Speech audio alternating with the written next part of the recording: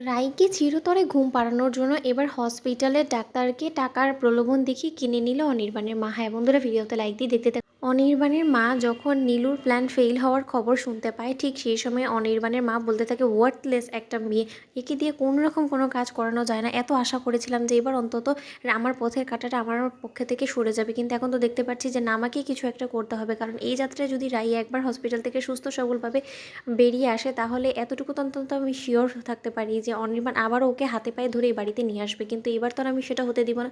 এবার আর আমি কোনো রকম কোনো খুঁত অবশিষ্ট রাখবো না। তখন অনির্বাণের বাবা বলতে থাকে যে তুমি কি করতে চাচ্ছ? তখন অনির্বাণের মা বলতে থাকে যে আচ্ছা, ওই হসপিটালে সকলেই তো আর এমন না যে ঘুষ খায় না, তাহলে বরঞ্চ কেউ না কেউ তো এমন অবশ্যই আছে সেই হসপিটাল। আচ্ছা, তোমার কাছে না একজনের নাম্বার আছে, কি যেন একটা নাম, সেই ছেলেটাকে একটা ফোন করতো, সে তো ওই হসপিটালে চাকরি করে, তাই না? তখন এই কথা বলা মাত্র অনির্বাণের বাবা বলতে থাকে, তুমি তার সাথে কথা বলে কি করবে বলো তো?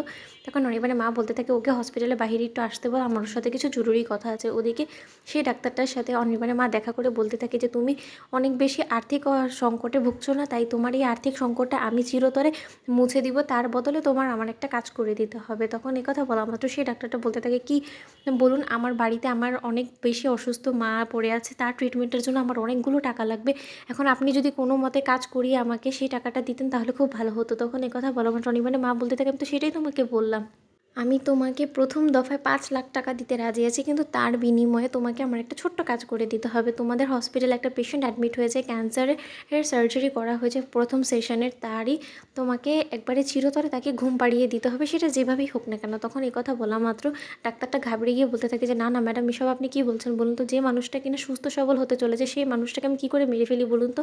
হাজার হোক আমার বাড়িতেও তো মা বোন আছে, তাই না? তখন এই কথা বলা মাত্র অনির্বাণের মা বলতে থাকে যে ঠিক আছে, তাহলে তুমি বরঞ্চ তোমার মাকে বিনা চিকিৎসায় মেরে ফেলা, এখন তোমার কাছে তো পথ একটাই খোলা আছে, তাই না? এখন আমি তোমাকে এত বড় একটা সুবর্ণ সুযোগ দিলাম, তুমি যখন সেটা লুফে নিতে চাচ্ছ না, তাহলে আমার কি করার আছে বলো তো? আমি এই তোমার সামনে টাকাটা রাখলাম, এখন তোমার সামনে দুটো মাত্র পথ খোলা আছে। তুমি যদি আমার কাজটা করে দাও তাহলে আমি তোমাকে টাকাটা দিতে রাজি আছি, আর যদি তুমি আমাকে এই কাজটা না করে দিতে পারো তাহলে তোমার মাকে তোমার চোখের সামনে তোমার মা মরে যাবে, সেটা তোমাকে দেখতে হবে। তখন এই কথা বলা মাত্র ডাক্তারটা বলতে থাকে, না না, আমি আমার মাকে হারানোর এত বড় একটা শোক সামলাতে পারবো না, তাহলে আপনি যে কাজটা করতে বলেছেন আমি সেই কাজটাই করব। ওদিকে ডাক্তারটা যখন রাইয়ের কেবিনে যায়, ঠিক সেই সময় রাইকে ভুল ইঞ্জেকশন পুশ করে ওখান থেকে কেটে পড়ে। ওদিকে রাইয়ের হঠাৎ করেই অজ্ঞান অবস্থা থেকে জ্ঞান ফেরা মাত্রই রাই যন্ত্রণায় কাতরাতে থাকে। ওদিকে এটা দেখা মাত্র সব ডাক্তাররা ছুটে এসে বলতে থাকে যে কী ব্যাপার, পেশেন্টের হঠাৎ করে এমন কী হয়ে গেল, পেশেন্টের কি ব্লাড প্রেশার হাই হয়ে গেল? তখন নার্স বলতে থাকে যে স্যার, কিছুই বলতে পারছি না, এখানে কি হয়েছে না হয়েছে, কিন্তু কেন জানি না আমার মনে হচ্ছে কেউ হয়তো বা ওনাকে কিছু পুশ করেছে ভুলভাল,